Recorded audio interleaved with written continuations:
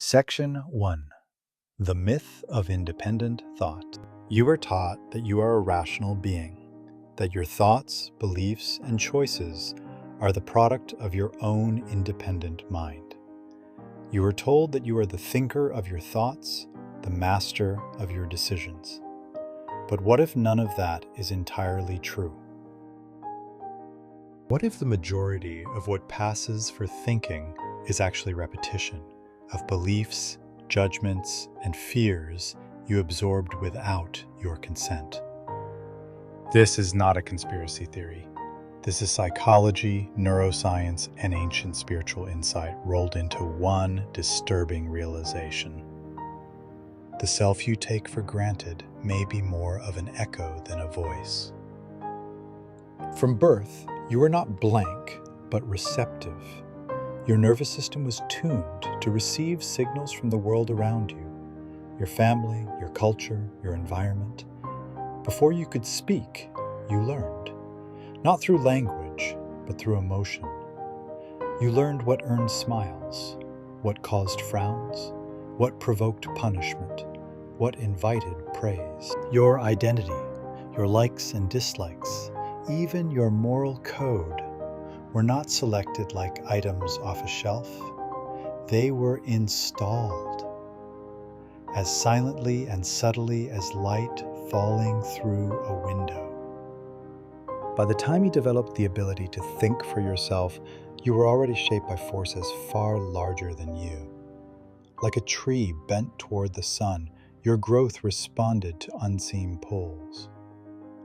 The myth of the rational self is seductive. It flatters the ego. It makes us feel in control. But the ego is not the driver. It's the public relations department.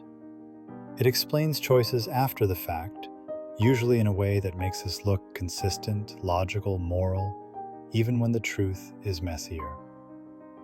You might feel like you chose your political beliefs, but were you exposed to both sides equally, free of emotional framing? Did you examine the assumptions underlying each viewpoint? Or did you inherit a package deal from your social group? You might think you chose your goals, but were those goals ever questioned? Or did they come prepackaged? A good job, a nice house, a stable relationship, a sense of prestige or security. You might believe your spiritual or religious path is the result of a long journey. But how much of that journey was shaped by geography, by family, by what books or traditions were available to you? These aren't accusations. They are invitations. Invitations to examine the foundation of your selfhood, to realize that your thoughts, your identity, your very sense of what's possible may be limited by software you didn't choose. Carl Jung wrote, "People will do anything, no matter how absurd, to avoid facing their own soul." And part of what keeps us from that encounter is the false sense that we already know who we are, that we are awake, rational, and in control. But awakening begins when you allow the idea that maybe, just maybe, you're not. This is not a failure, it's an opportunity, because once you see the machinery, you are no longer a machine. This doesn't mean discarding everything you've believed. It means holding it up to the light. It means asking, does this idea serve truth, or does it serve comfort? Does this belief expand me, or keep me in place? The act of real thinking is an act of rebellion. It is uncomfortable. It is disruptive. It may isolate you from those who prefer the familiar rhythm of collective delusion. But it is also liberating. To realize that your thoughts are not your own is not to despair. It is to become curious. It is to peel back layers. It is to walk into the unknown, not as a victim of the past, but as a conscious explorer of the present. You are not broken, you are just layered. You are not a fake, you are just deeply conditioned, and you are not alone. Every human being on earth is born into this web of inherited thought. The difference between the sleepwalker and the awake one is not the presence of conditioning, but the awareness of it. When you know the dream, you can wake up. And waking up is not a one-time act. It's a discipline, it's a practice, it's 1,000 small moments of seeing clearly, of catching yourself mid-thought and asking, is this mine? So start there. Next time you feel anger, pause. Ask, where did this come from? Next time you judge someone, pause. Ask, who taught me this standard? Next time you chase a goal, pause. Ask, who told me this is what success looks like? You are not your thoughts. You are the awareness behind them. And the more you remember this, the more you become something truly rare, a human being who sees. This is the beginning of liberation, not comfort, but clarity, not peace, but presence. Section 2, The Invisible Programmers. You do not arrive in adulthood a blank slate. You arrive preloaded with scripts. Scripts written by parents, teachers, advertisers, media moguls, cultural rituals, and ancestral trauma. Think of your mind as a computer that has been online since birth, quietly downloading software with every interaction. Each belief you hold was likely introduced when you were too young to question it. Each bias, a side effect of someone else's fear or desire. Your accent, your posture, your facial expressions, all echoes of the environment that raised you. Even your inner monologue was not originally yours, it was taught word by word, reaction by reaction. And those who installed these programs, they weren't malicious. Most of them were themselves running outdated software, unknowingly passing on inherited distortions. You were never given a manual.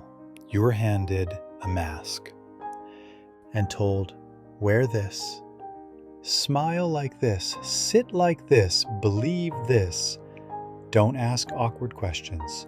Don't ask impolite questions. Don't ask too many questions, period. But now the questions are coming because the mask no longer fits. And now you notice something strange. The voice in your head sounds suspiciously like your mother when you fail, like your father when you hesitate, like your teacher when you dare to stand out. Where is your voice beneath it all? This is the heart of shadow work. Not battling demons, but sorting the voices. Not destroying the past, but understanding its hold. Much of what you believe about yourself was shaped by survival, not truth. You learned to become who others needed you to be. Were you the smart one, the funny one, the quiet one, the fixer, the rebel? To reclaim your mind is not to start over. It is to remember, to listen deeper than the noise, to begin unlearning with compassion. Because beneath every programmed thought, there is an original spark. It is still there, still waiting, patient, eternal. And when you find it, when you hear your true voice through the static, it doesn't shout, it doesn't justify. It simply says, I've been here all along. Welcome home. Section 3. The Age of Manufactured Consent. This is the age of manufactured consent, a time when your opinions feel like your own, but have often been curated, framed, and fed to you by invisible systems. This is not science fiction. This is everyday life in a hyper-connected, algorithmically optimized world.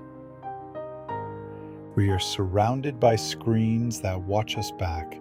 Every click, Scroll, like, and pause is data, a breadcrumb and a behavioral map designed to predict and influence what you do next.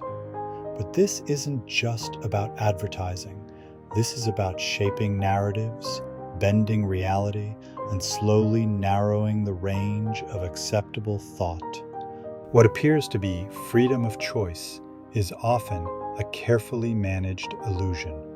The articles you read, the videos you see, the debates you think you're independently entering, they're often preloaded with framing that nudges you toward pre-approved conclusions. The Overton window, the range of policies or ideas considered socially acceptable to discuss, isn't static. It is shifted deliberately by media, politicians, and platforms that thrive not on truth, but on engagement. And engagement is fueled by outrage, identity, and tribalism. When algorithms determine what you see, they don't prioritize truth. They prioritize what will keep you hooked. Fear is sticky. Anger gets shared. Certainty comforts. Nuance gets buried. So you become certain and afraid, and suspicious of people who disagree. But where did these thoughts originate? Where did this certainty come from? Did you really reason your way to it? Or were you guided gently, invisibly, by systems built not to enlighten you, but to keep your attention? The result is a global population under psychic siege. We are overwhelmed with input, starved for insight, fed headlines instead of context, given opinions instead of tools. We are drowning in information, but parched for meaning. Consent is manufactured not just by what we are told, but by what we are not told. Silence is the loudest weapon. Certain questions don't get asked. Certain data isn't shared. Certain voices are never heard. This is not the product of a single villain or a secret council. It's the logical outcome of a system that rewards manipulation. When attention equals money, influence, and power, there is every incentive to hack your perception. Carl Jung warned that the greatest threat to civilization is not external war, but the unconscious inner war waged by individuals who don't know what drives them. In a world where your inner compass has been scrambled by cultural saturation, Jung's warning is more relevant than ever. You may think you are making choices, but are you choosing between real options or between Pepsi and Coke? You may believe you are informed, but do you know how much of what you see has been filtered, curated, and distorted to fit an invisible script? To reclaim your agency in this era is not easy. It requires effort, skepticism, and most of all, silence. Is now a radical act. Because only in silence can you begin to hear your own signal through the noise. Real thinking takes time. Discernment is slow. It means stepping back, zooming out, asking, what are they not saying? Who benefits from me believing this? Why am I being shown this story, this enemy, this solution? This age demands a new form of literacy. Not just the ability to read, but the ability to read between the lines. Media literacy, emotional literacy, symbolic literacy, the ability to see when you're being played and to choose not to play along. You are not paranoid for questioning consensus. You are not a fool for being skeptical. You are not alone in feeling that something is off. That feeling is your soul trying to protect you, because the collective delusion depends on your unconscious participation. It depends on you forgetting that you have a choice. Here is the truth. You were not born to conform. You were not born to echo. You were born to see. And seeing clearly is the first step toward becoming free.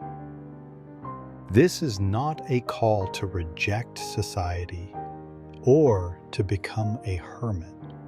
It is a call to discern, to remember that your mind is sacred, that your attention is currency, that your beliefs are infrastructure. Opt out of autopilot. Opt out of reaction. Choose awareness. Because once you stop consenting to the manufactured version of reality, a new kind of reality becomes possible. One rooted in presence, in truth, in connection. The age of manufactured consent is powerful, but it is not absolute, because the final word belongs to you. Section 4, Toward a Conscious Self. If you're still here with me, kudos to you. Many back away when things get real, scroll to something easier, a cat video, the latest outrage. But what now? The journey toward a conscious self does not begin with answers. It begins with questions. Deep, uncomfortable, liberating questions. Not about the world, but about you, your mind, your filters, your compulsions, your inherited myths. You were not born awake. None of us were. We are born into a maze of conditioning, cultural, familial, social, digital. We do not choose the maze, but we can choose to see it. Awakening is not an instant event. It is a slow burn, a daily, deliberate peeling back of illusion. Not just about others, but about ourselves. The ego resists this. It clings to identities. It seeks stability, narrative, certainty. But the soul, the deeper self, asks for something else, truth. And truth, at this level, is less about facts and more about seeing clearly, seeing how your reactions are not always yours, how your patterns repeat, how your defense mechanisms protect not your freedom but your fear. To become conscious is to become curious about your own shadow. Carl Jung called the shadow the hidden, repressed, and denied parts of the self. That these aren't monsters. These are disowned memories, lost pieces of power, forgotten truths. We banish them when we try to conform. We retrieve them when we dare to integrate. Integration is not about becoming perfect. It is about becoming whole. It is about saying, yes, this is part of me, and instead of running from it, I will learn from it. I will sit with it. I will listen. Because the conscious self is not built by escaping darkness. It is built by walking through it with your eyes open. Sovereignty is not isolation. It is not detachment. It is the unshakable awareness that you are the one behind the wheel. Not your impulses, not your childhood programming, not society, you. The conscious self is not perfect, but it is present. It does not avoid pain, but meets it. It does not demand certainty, but embraces mystery. It does not outsource meaning, but creates it. And here's the paradox. The more conscious you become, the less you need to cling to being right, or enlightened, or superior. Humility grows. Compassion deepens because you realize everyone is caught in the same maze, just at different corners. You begin to see the sleepwalkers not as enemies, but as mirrors, as reminders of where you once were and where you could be again if you fall asleep at the wheel. So you stay awake, not out of pride, but out of responsibility to yourself, to the world, to the still small voice inside you that has always whispered, there is more. That voice is not a fantasy. It is your soul's compass. And when you follow it, you begin to reshape reality. Not by force, but by presence. You begin to ask better questions. You hold more nuance. You stop reacting and start responding. You recognize manipulation not just in media, but in your own thoughts. You learn to pause, to reflect, to choose. You start to build a life that is not pre-programmed, a mind that is not rented out, a heart that is not armored but alive. This is the power of a conscious self. Not to escape the collective delusion entirely, but to see it clearly enough that it no longer defines you. To laugh at it when appropriate, to mourn it when necessary, and to walk through it as a living question mark, a wakeful presence, a spark of the real. Because consciousness is contagious. In a world of simulations, the real is revolutionary. So keep going. Keep peeling back the layers. Keep listening to that deeper voice. And remember, your path will not look like anyone else's. It is not meant to. You are not here to conform. You are here to become conscious, to become sovereign, to become you. Not the you were taught to be, but the you that was always waiting beneath the noise. That is the final act of rebellion. And the first act of real freedom. The collective delusion may be powerful, but your awareness is sacred. And when you reclaim it, everything begins to change.